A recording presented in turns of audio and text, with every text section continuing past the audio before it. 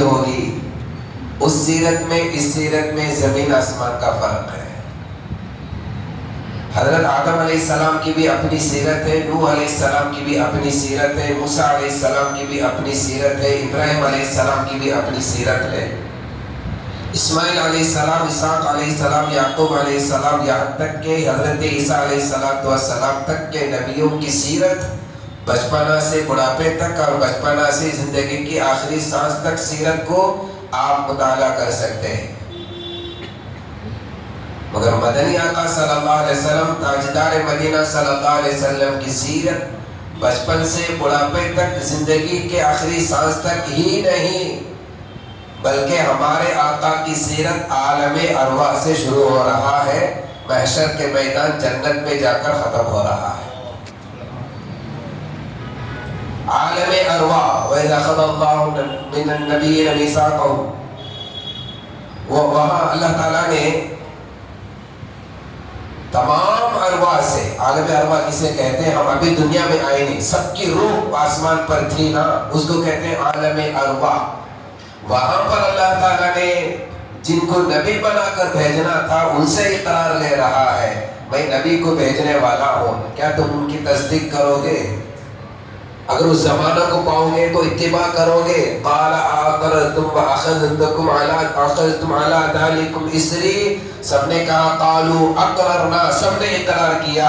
عالم ارواح سے مدنی آقا کی سیرت شروع ہو رہی ہے، یہاں تک کہ نبی پاک صلی اللہ علیہ وسلم اپنی نبوت کے سلسلے میں فرما رہے ہیں، میں نبی اسی وقت بنایا جا چکا، کنت نبیا وآدم بین الماء والطین، آدم علیہ السلام پانی اور مٹی کے درمیان میں تھے، اس سے پہلے ہی میں نبی بنایا جا چکا۔ سیرت وہاں سے شروع ہو رہی ہے۔ اور حافظ صاحب نے اپنے اشعار میں جس وقت مدنی آقا پیدا ہوئے، قیصر و کسریٰ کے گنگرے گر گئے، سب جتنے کتے سب سجدے میں گر گئے، بچے پیدا تو ہو رہے ہیں، دوسروں کا پیدا ہونا ہمارے آقا کے پیدا ہونے میں تک فرق یہ ہے۔ حضرت آمینہ رضی اللہ عنہا فرماتے ہیں کہ جب سے بچہ پیٹ میں ہے مجھے کوئی تکلیف نہیں، مجھے کوئی تکلیف نہیں۔ جب آپ چل کر جاتے ہیں تو ان کے جسم سے خوشبو مہکتی ہے، تو لوگوں نے آ کر کے ان کے سسر حضرت عبد المطلب ان کے اہلیہ سے آ کر شکایت کی کہ تمہاری بہو جا رہی ہے تو خوشبو لگا کر جاتی ہے، جا کے شوہر ہے نہیں۔ تو جب ان سے پوچھا کہ کہاں سے لاتی ہے بہو خوشبو، کہا کہ ابا جان میں تو خوشبو کہیں سے نہیں لاتی ہوں، جب سے بچہ میرا پیٹ میں ہے اس وقت سے میرے جسم سے خوشبو مہک رہی ہے۔ سیرت وہاں سے شروع ہو رہی ہے۔ چل کر جاتے ہوئے کانٹے دار درخت اور پتھر پر میرا پیر پڑتا تو وہ کانٹے اور پتھر نرم ہو کر روئی بن جاتے، مجھے کوئی تکلیف نہیں۔ پانی لینے کے لیے کنویں کی طرف جاتی ہے تو لوگوں کو، عورتوں کو نیچے ڈول ڈال کر پانی اٹھانا پڑتا، جب میں جاتی ہوں تو پانی اوپر آتا، میں لے کر آ جاتی ہوں۔ سیرت وہاں سے شروع ہو رہی ہے۔ جب نبی پاک صلی اللہ علیہ وسلم پیدا ہوئے تو کہنے والے کہتے ہیں ساتھ بیٹھنے والوں نے دیکھا جیسے بچہ پیدا ہوتا ہے تو جسم میں غلاظت کے ساتھ پیدا ہوتا ہے، مدنی آقا کے جسم میں کوئی غلاظت نہیں، اور ناف جو کہتے ہیں وہ کٹ کرتے ہیں، وہ جو جسم کیسے کٹ کرتے ہیں وہ تھا ہی نہیں، اور بچے پیدا ہونے کے بعد خطرے کا انتظام کرتے ہیں۔ نبی پاک صلی اللہ علیہ وسلم مختون پیدا ہوئے، کسی نے آپ کو خطرہ کیا نہیں۔ حضرت حلیمہ سعدیہ رضی اللہ عنہ فرماتے ہیں کہ میں ان کو لے کر گئی، ان کے قضائے حاجت یعنی نمبر 1 2 کا وقت متعین تھا، اسی وقت میں وہ قضائے حاجت کیا کرتے تھے، کبھی بچہ رویا نہیں، ستایا نہیں، اس بچے کی وجہ سے مجھے کبھی تکلیف نہیں پہنچی۔ اور ان کے چہرہ دھونے کے لیے میں پیالے میں پانی لے کر پہنچنے کے لیے آتی ہوں تو مجھ سے پہلے کسی نے پہنچا ہوتا، فرشتوں کے ذریعے اللہ ان کے چہرے کو پہنچ دیتا ہے۔ کبھی جسم سے کپڑا ہٹا نہیں، جیسے کپڑا ہٹتا تو فرشتے سیدھا کر دیتے۔ حضرت حلیمہ سعدیہ رضی اللہ عنہ فرماتے ہیں کہ عام بچوں کی طرح ان کی پرورش نہیں تھی. 3 مہینے کی عمر میں بیٹھنے شروع کیے, 9 مہینے کی عمر میں چلنا شروع کیے, 10 مہینے کی عمر میں انہوں نے بکریاں چرانے کی خواہش کی, 1.25 سال کی عمر میں تیر اندازی کی, 2.5 سال کی عمر میں کشتی لڑنا شروع کیا. اور 1 سال کے تھے دیکھنے میں 2 سال کی طرح نظر آتے, 2 سال کے تھے تو 4 سال کی طرح نظر آتے, 4 سال کے تھے تو 8 سال کی طرح نظر آتے. اور بچوں کے ساتھ بکریاں چرانے کے لیے جاتے. جب آپ بکریاں چرانے کے لیے جاتے, ہم نے جب مکے میں حج کے اور عمرہ کے موقع پر طائف جانے کا موقع ملا. بنو سعد ایک جگہ ہے جہاں پر حلیمہ سعدیہ رضی اللہ تعالیٰ عنہ نے نبی پاک صلی اللہ علیہ وسلم کے لے جا کر 2 دن اپنے ہاتھ تربیت کے لیے رکھی ہوئی تھی, بچپن میں پالا. جب بکریاں لے کر آپ چرانے کے لیے جاتے, ایک پوڑی کے پاس جاتے, پوڑی پانی نیچے ہے, لوگ اس میں سے ڈول پانی اٹھاتے. مدنی آقا جب جاتے تو آپ کی بکری جاتی تو پانی اوپر آ جاتا. ہم نے وہ گواہ بھی دیکھا ہے. جہاں آپ کھیل رہے تھے اس کو بھی ہم نے دیکھا. یہ بچپن ہے آپ علیہ السلام کی. مدنی آقا صلی اللہ علیہ وسلم بہت خوبصورت تھے. مدنی آقا صلی اللہ علیہ وسلم بہت خوبصورت تھے. کسی کی سیرت میں یہ نظر نہیں آئے گا کہ آپ کے جسم کے پارٹس کا تذکرہ ہوا ہو. آپ بہت چمکدار تھے, بہت خوبصورت تھے. حضرت عائشہ رضی اللہ تعالیٰ عنہ فرماتے ہیں میں کبھی چاند کو دیکھتی, کبھی آپ کے چہرے انور کو دیکھتی تو چاند میں تو کچھ نقشہ اور لکیر وغیرہ پڑے ہوئے ہیں, اس سے کہیں زیادہ خوبصورت میں نے آقا کو دیکھا. کہتے ہیں کہ حضرت یوسف علیہ السلام کو زلیخا کے سہیلیوں نے ساتھیوں نے دیکھا تو انگلی کاٹ لیا, اگر میرے آقا کو دیکھتے تو کلیجہ چیر لیتے. مدنی آقا صلی اللہ علیہ وسلم کو اللہ نے دنیا میں روانہ کیا تو آپ کی خوبصورتی کا مکمل ظاہر اللہ نے نہیں کیا. اگر مکمل خوبصورتی ظاہر ہو جاتی صحابہ دیکھ نہ سکتے. آپ وائر لے کر اگر آپ اس میں پلگ میں ڈالیں ڈائریکٹ تو کرنٹ شاک مرتا ہے. موبائل چارج کرنے کے لیے چارجر رکھیں گے تو اس میں سے چارج اور پاور کم کر کے بھیجتا ہے. چھوٹا بچہ بھی پکڑتا ہے تو کچھ نہیں ہوتا. اسی طرح آپ کی خوبصورتی کو اللہ نے چھپا کر رکھا ہے. بہت کم خوبصورتی کے ساتھ یہاں بھیجا, وہ خوبصورتی چاند اور سورج کی خوبصورتی سے کہیں زیادہ ہے. اللہ نے مکمل خوبصورتی نہیں دی دنیا میں, اٹھا کر رکھا قیامت کے لیے. دیکھ لینا میرے حبیب کو دیکھنا اور دوبارہ دیکھ لینا. نبی پاک صلی اللہ علیہ وسلم کے چہرے انور کے بارے میں آتا ہے بہت خوبصورت تھے. آپ کے سر کے بال نہ گھنگرو تھے نہ تو سیدھے تھے, برابر تھے. کنگھی کرتے تو برابر کنگھی کرتے, ورنہ تو سیدھا بیٹھ جاتا. آپ کے پیشانی مبارک چوڑی تھی, آپ کے آنکھ سیاہ تھے, آپ کے بہو مبارک جمے ہوئے نہیں تھے, الگ الگ تھے. بیچ میں ایک رگ, جب کبھی آپ غصہ ہوتے تو رگ موٹا ہو کر اوپر آ جاتا. آپ صلی اللہ علیہ وسلم کے دانت مبارک بہت خوبصورت تھے. آپ صلی اللہ علیہ وسلم کے ناک بہت اونچائی, دیکھنے کو اونچائی جیسی نظر آتی, حالانکہ خوبصورتی کی وجہ سے چمکتا ہوا نظر آتا, زیادہ اونچائی نہیں. آپ صلی اللہ علیہ وسلم کے داڑھی مبارک گنجان تھے اور بہت بھرے ہوئے.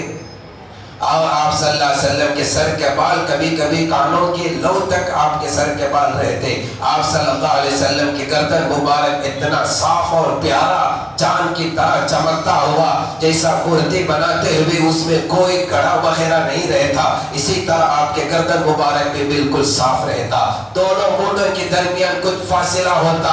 آپ صلی اللہ علیہ وسلم کی سینے مبارک چوڑا تھا. آپ صلی اللہ علیہ وسلم کی سینے مبارک سے ناف تک کی ایک بال کی لکیر تھی, کہیں اور پیٹ کی جگہ میں بال وغیرہ نہیں تھے. آپ صلی اللہ علیہ وسلم کی انگلی مبارک باریک تھے اور لمبے تھے, خوبصورت تھے. آپ صلی اللہ علیہ وسلم کے طلبہ مبارک بہت خوبصورت تھا. آپ صلی اللہ علیہ وسلم کی جسم مبارک ایسا نہ زیادہ اونچے نہ زیادہ کم قد کے, درمیان قد کے, بہت خوبصورت تھے. اور آپ صلی اللہ علیہ وسلم کی جسم پر گوشت تھا, اور آپ صلی اللہ علیہ وسلم کی ہڈی مبارک اتنا قوی، جب چل کر جاتے تو پورے طاقت کے ساتھ چل کر جاتے۔ آپ صلی اللہ علیہ وسلم کی آنکھ اور دیکھنے کا انداز، حضرت عائشہ رضی اللہ تعالیٰ عنہ فرماتے ہیں میں نے مدنی آقا صلی اللہ علیہ وسلم کے چہرے اکبر کو دیکھا، آپ صلی اللہ علیہ وسلم کی آنکھ میں ایسی حیا ہے جو مدینہ کی کنوری لڑکیوں کے اندر بھی وہ حیا نہیں پائی گئی۔ آپ کا جسم کا تذکرہ ہو رہا ہے، چلنے کا تذکرہ ہو رہا ہے، بیٹھنے کا تذکرہ ہو رہا ہے، جسم کی اعضاء کا تذکرہ ہو رہا ہے۔ نبی پاک صلی اللہ علیہ وسلم نرم مزاج تھے، نرم مزاج تھے، کبھی اپنے ذاتی معاملہ پر غصہ ہو کر کسی سے کبھی بدلہ نہیں لیا۔ حضرت انس رضی اللہ عنہ فرماتے ہیں 10 سال میں مدنی آقا کی خدمت میں تھا، کبھی آپ نے مجھے نہیں مارا، کبھی آپ نے مجھے نہیں ڈرایا۔ آقا صلی اللہ علیہ وسلم کی یہ ایک مرتبہ مدنی آقا صلی اللہ علیہ وسلم نماز پڑھ رہے ہیں، کمرے میں چلے جا رہے ہیں، پھر نماز پڑھ رہے ہیں، کمرے میں چلے جا رہے ہیں، لوگ دیکھتے رہے، 1 دن 2 دن 3 دن کا عرصہ گزرا، یہی حال ہو رہا ہے، کسی سے بات نہیں کر رہے ہیں، نماز پڑھ رہے ہیں اور کمرے میں چلے جا رہے ہیں۔ حضرت ابوبکر صدیق رضی اللہ عنہ کو معلوم ہوا، گئے کمرے کے قریب جا کر کھڑے ہو گئے، السلام علیکم، لبیک یا رسول اللہ صلی اللہ علیہ وسلم، آواز دیتے ہیں، اندر سے کوئی آواز نہیں، دوسری مرتبہ آواز لگاتے ہیں، کوئی آواز نہیں، تیسری مرتبہ آواز لگاتے ہیں، کوئی آواز نہیں، واپس آتے ہیں، حضرت عمر رضی اللہ تعالیٰ عنہ کو بھیجتے ہیں، جاؤ جا کر حضور سے دریافت کرو کیا ہو رہا ہے۔ حضرت عمر رضی اللہ عنہ گئے، جا کر ان کو بھی انہوں نے بھی سلام عرض کیا، جواب نہیں، دوسری مرتبہ سلام عرض کیا، جواب نہیں، تیسری مرتبہ جواب نہیں، واپس آتے ہیں، حضرت سلمان فارسی رضی اللہ عنہ مل گئے،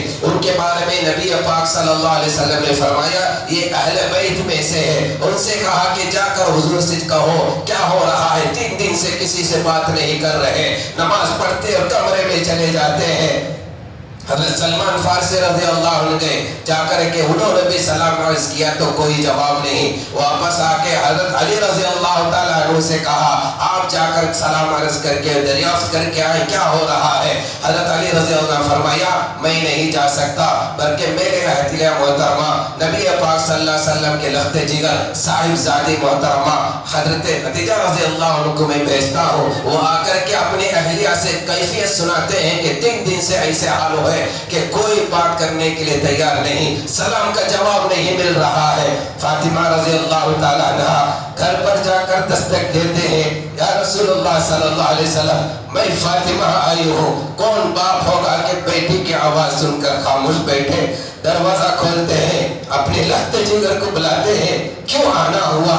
کہا کہ یا رسول اللہ بڑا مجمع آپ کے انتظار میں بیٹھا ہے، 3 دن سے آپ کسی سے نہیں مل رہے ہیں، کیا ہو رہا ہے؟ نبی پاک صلی اللہ علیہ وسلم نے فرمایا 3 دن پہلے حضرت جبریل علیہ السلام میرے پاس آئے، آ کر کے غمگین بیٹھے، میں پوچھا کہ کیا ہوا؟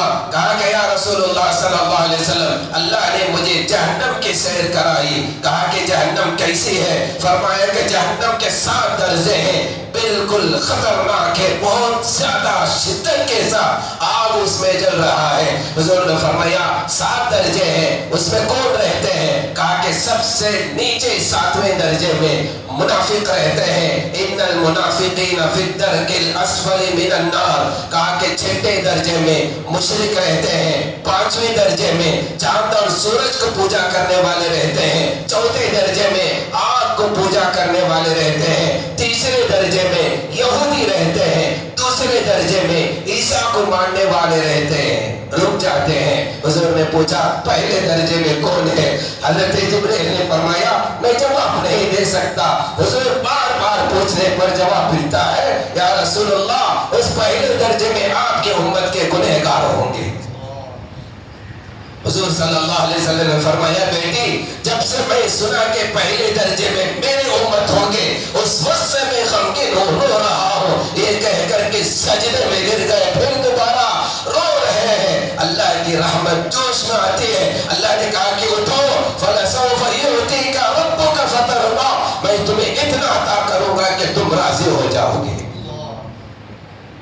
امت کے لیے فکر کرنے والے آقا مدنی آقا صلی اللہ علیہ وسلم، محشر کا میدان ہوگا، حساب کتاب شروع نہیں ہوگا، اس سے پہلے لوگ پریشان ہو جائیں گے۔ حساب کتاب شروع ہو، حساب کتاب اگر شروع ہو گیا سختی کے ساتھ حساب ہوگا، ایک ایک لمحہ، ایک ایک تانا، ایک ایک سانس کا وہاں حساب دونوں دینا ہوگا، مگر حساب شروع تو ہو جائے۔